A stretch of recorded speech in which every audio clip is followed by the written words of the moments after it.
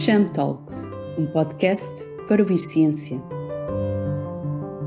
Olá, sou Helena Castro e estamos no Cham Centro de Humanidades para conversar com Carla Vieira sobre a diáspora sefardita na perspectiva da construção identitária e da herança ibérica preservada nas tradições, na língua e nas memórias familiares. Carla Vieira é investigadora integrada do Cham, o Centro de Humanidades da Universidade Nova de Lisboa e da Universidade dos Açores, e é especialista em Idade Moderna e Estudos Sefarditas. Olá, Carla, seja muito bem-vinda ao podcast. Penso que poderíamos começar por explicitar o que é exatamente a diáspora sefardita, visto que é um conceito-chave para esta conversa e um conceito que provavelmente não é assim tão óbvio para os nossos ouvintes. Obrigada, Helena, por esta oportunidade de falar um bocadinho aqui daquele que é o meu tema de investigação.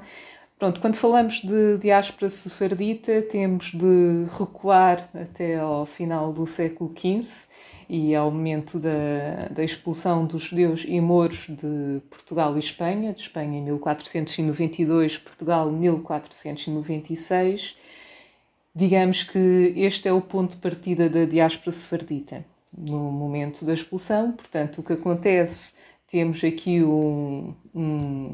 parte desta minoria judaica que parte logo a seguir à expulsão, durante o período que se sucede ao Édito, e que dirige-se então sobretudo para os espaços do Império Otomano e do norte da África. Este grupo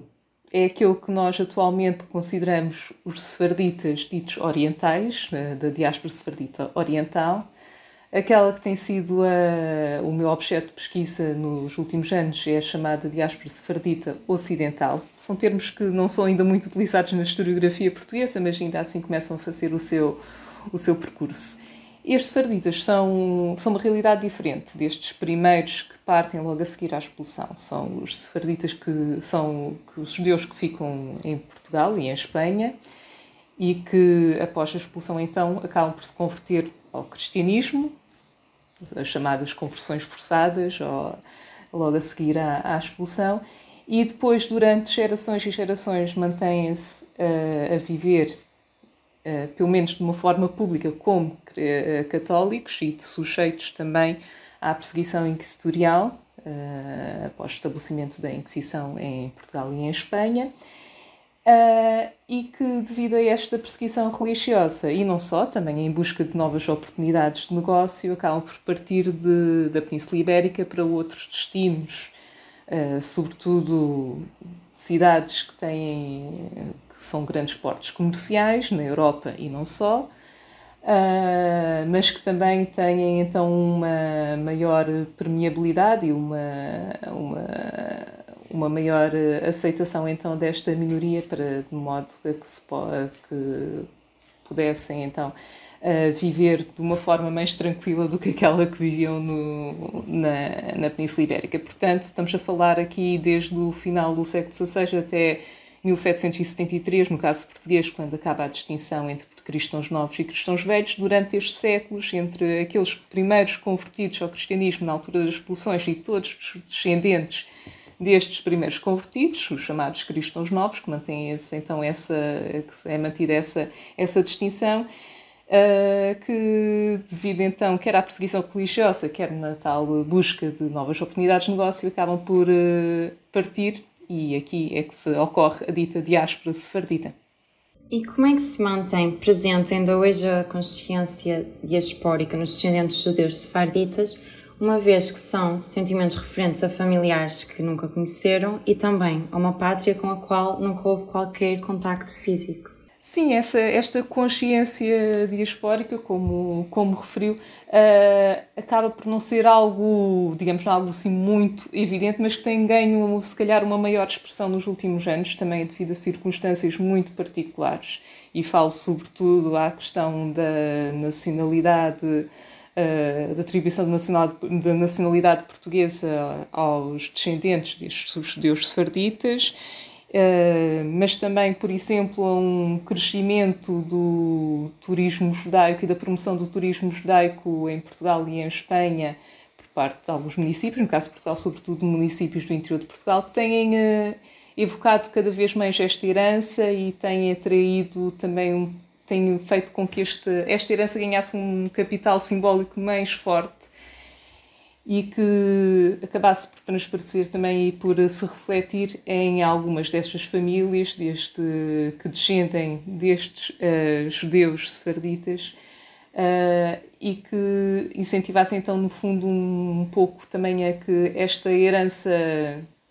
familiar se fosse mais valorizada e que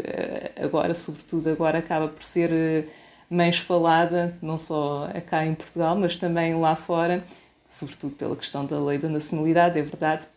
Mas é uma herança que se manteve e, sobretudo, que se mantém também muito devido também à prevalência mesmo de sobrenomes que são portugueses e espanhóis em espaços que, por exemplo, temos famílias Seixas, famílias Ribeiro nos Estados Unidos, que eventualmente a partir desse sobrenome acabam por conseguir traçar esta ligação,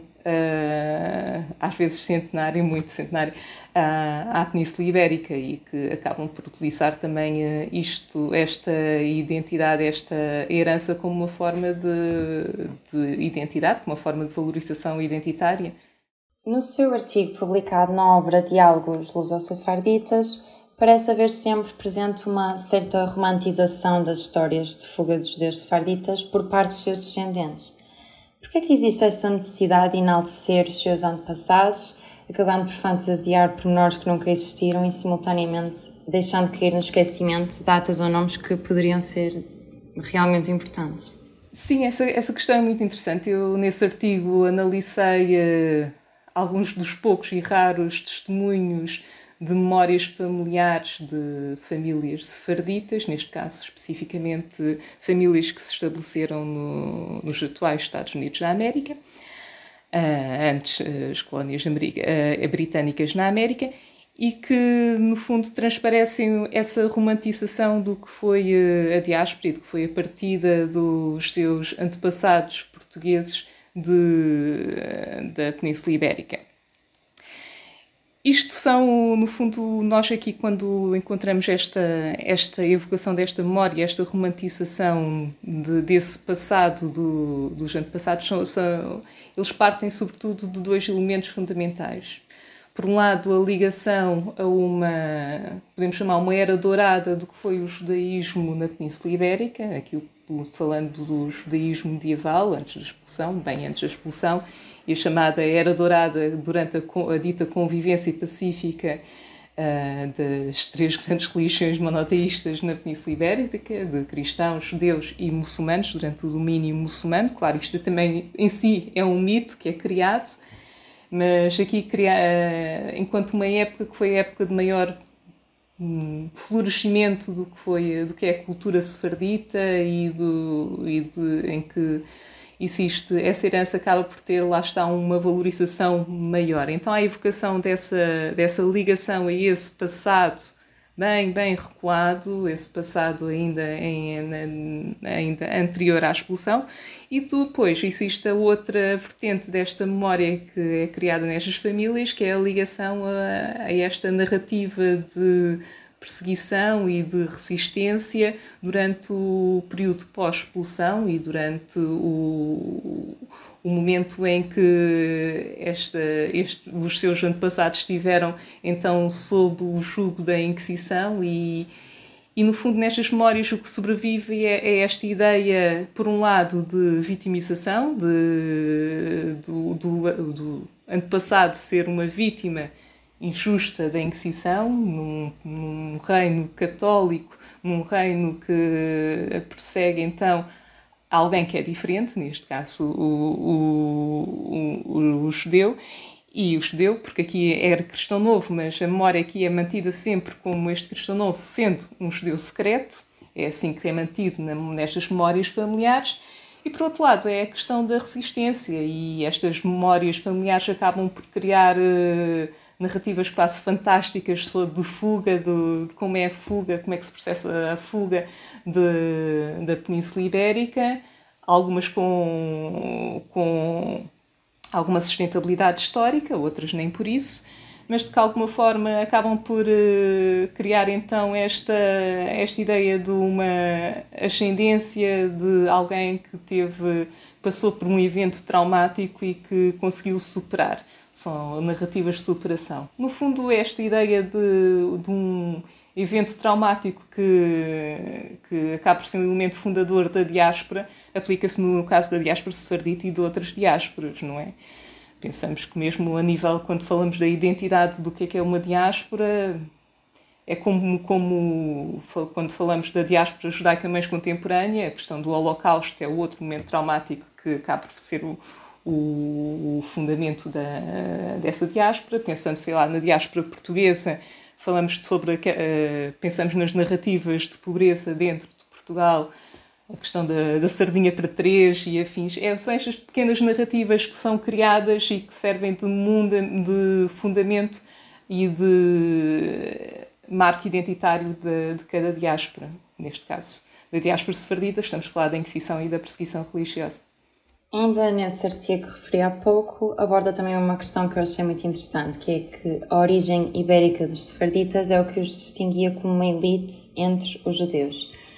Porquê é que no século XIX existia esta ideia de superioridade sefardita nas comunidades judaicas dos Estados Unidos? Esta ideia da superioridade sefardita existiu realmente nas comunidades dos Estados Unidos, mas não só, também se encontra em comunidades judaicas na Europa durante o mesmo período.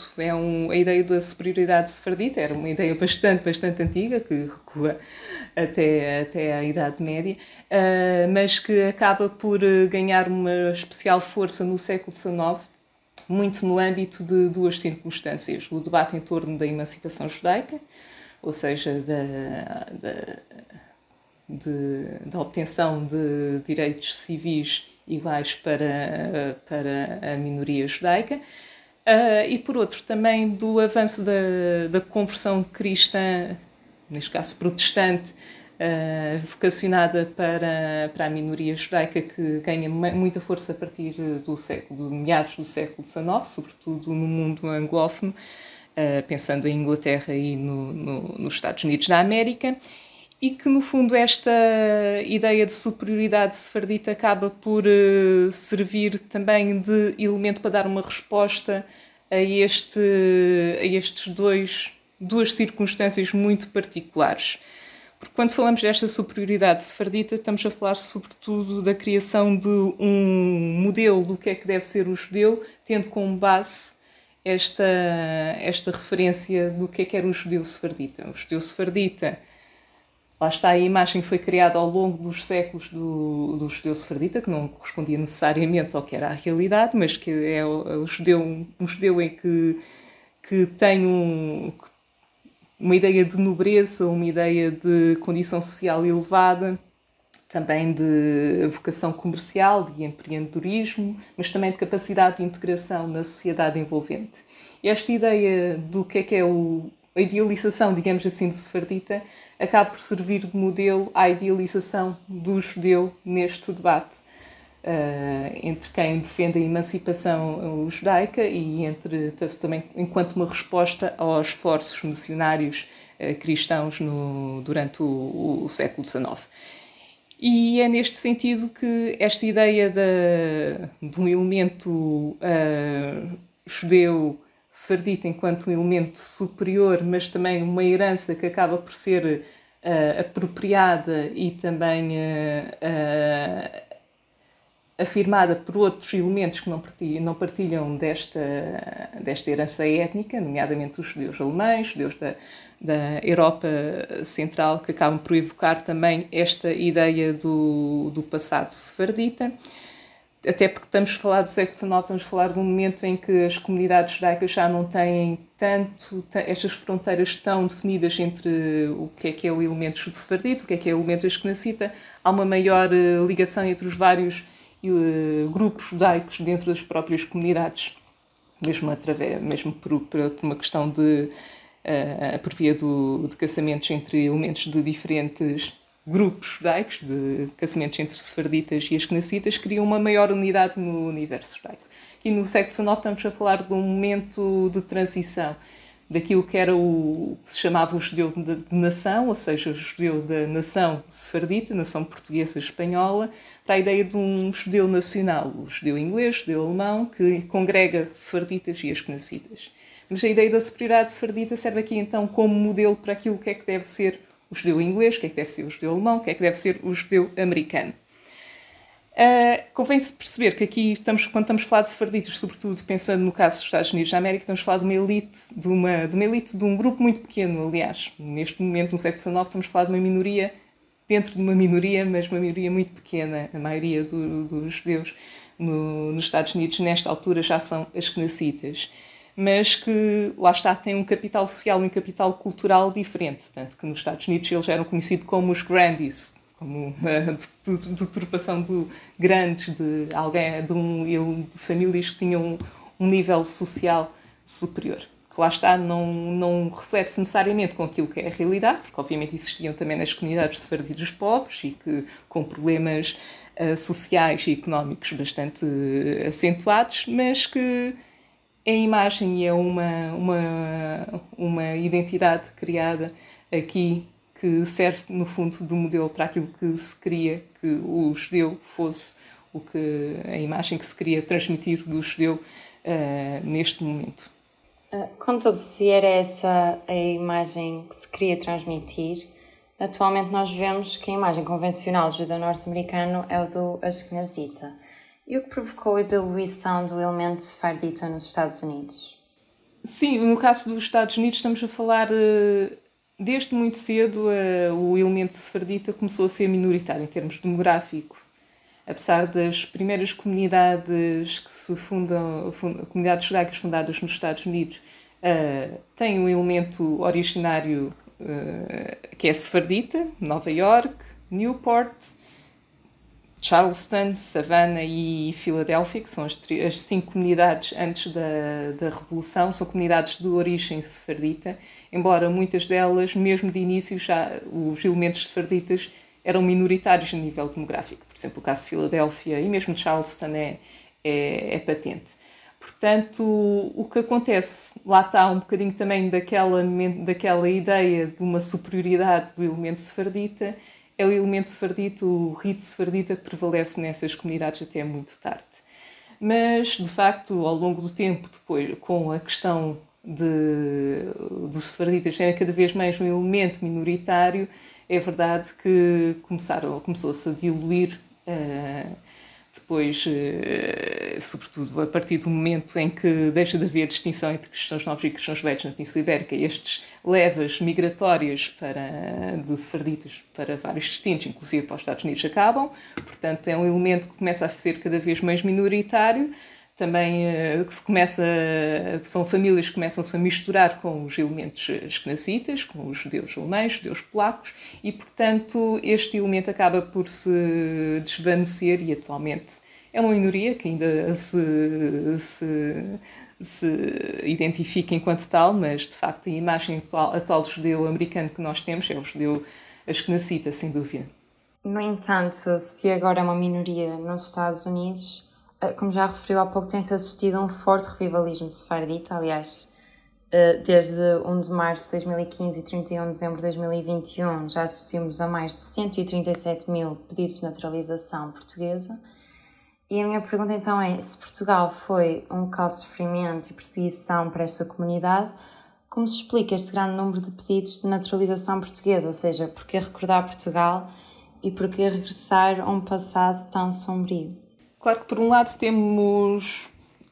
o argumento mais prático, não é? Que, se calhar, é o prevalecente em muitos desses pedidos, que é a vantagem de se ter um passaporte e a nacionalidade portuguesa enquanto um país da União Europeia. Mas temos que pensar que também uma parte significativa das pessoas que iniciaram estes processos e que conseguiram a nacionalidade portuguesa, têm de facto e guardaram de facto essa memória familiar e essa esse sentido de identidade e de pertença a Portugal e a Espanha, claro, que se manteve e que é legítimo e real. Porque este regresso a um momento traumático, digamos assim, dado que, lá está, Portugal é um cenário de sofrimento na história familiar destas pessoas, mas por um lado também é o cenário de um momento de superação, de um momento de resiliência e de quase heroísmo dos antepassados reais ou imaginários destas famílias, no fundo. Que estas narrativas, como já dissemos atrás, acabam por ser também muito ficcionadas, mas esta ideia de ter havido uma provação muito grande, neste caso a Inquisição, e estes elementos terem conseguido superar essa provação, acaba por dar esse valor especial a esta identidade, que é uma identidade bastante diferente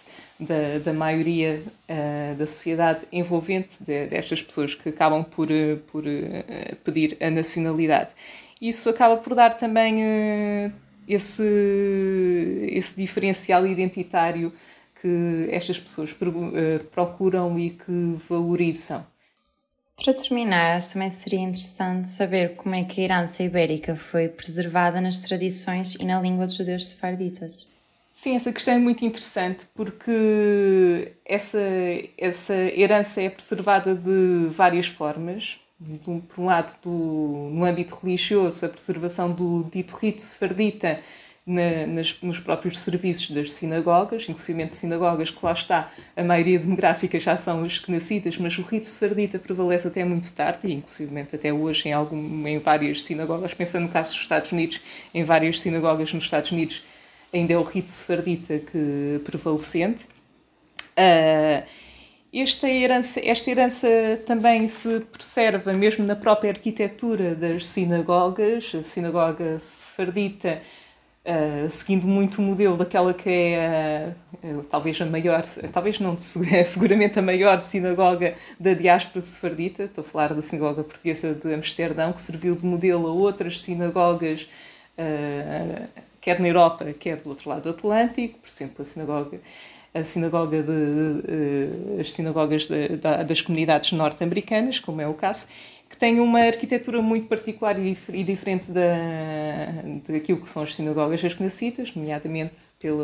entre outros elementos, o facto da Tebá, que é a plataforma onde são feitas as leituras, no caso da sinagoga de Amsterdão e de outras sinagogas sefarditas, situa-se no centro da sinagoga e não numa das pontas, como acontece nas sinagogas asquenazitas. Também o próprio funcionamento, os regulamentos do funcionamento da congregação sefardita mantém-se seguindo estes modelos das ditas congregações sefarditas. O modelo da congregação de Amsterdão, por exemplo, foi buscar aos regulamentos da comunidade, foi buscar um modelo aos regulamentos da comunidade de Veneza, por sua vez da comunidade sefardita de Nova Iorque também foi se inspirar nos regulamentos da congregação de Londres, que por sua vez tinha-se inspirado da congregação de Amsterdão. Portanto, há aqui uma rede que criou uma unidade nestas comunidades e que evocam então esta herança particular. Depois a questão da língua, de facto, a língua é talvez o elemento mais visível nestas comunidades, além da produção literária de judeus sefarditas, que é feita nas línguas ibéricas, quer em espanhol, quer em português. Existe um elemento muito interessante que é o facto dos registros das congregações sefarditas, parte delas, sobretudo no caso das europeias, estou pensando sobretudo em Amsterdão e Londres, em que o português continua a ser usado até muito tarde. Até o início do século XIX, por exemplo, em Londres, os registros dos órgãos governativos da Congregação de Londres eram feitos em português, quando no momento em que os elementos daquela congregação, a grande maioria, já nem sequer falava português, mas a língua é utilizada como um elemento diferenciador daquela comunidade, um elemento identitário importante. E, portanto, quando nós estamos a vasculhar nos arquivos destas comunidades, não deixa de ser interessante encontrarmos a nossa língua em arquivos na América, em Inglaterra, na Alemanha, mas que de facto mostram como esta identidade linguística se preservou nestas comunidades até muito tarde. Penso então que terminamos esta entrevista. Muito obrigada pela sua disponibilidade, Carla. Acho que tivemos uma conversa muito enriquecedora. Obrigada, Helena.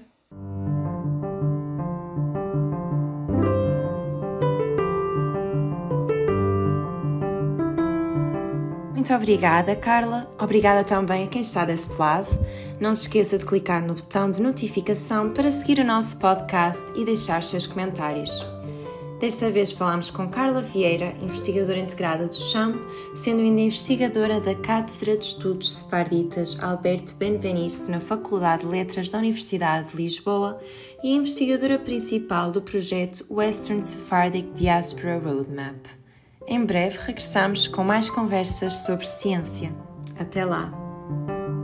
CHAM Talks, um podcast para ouvir ciência.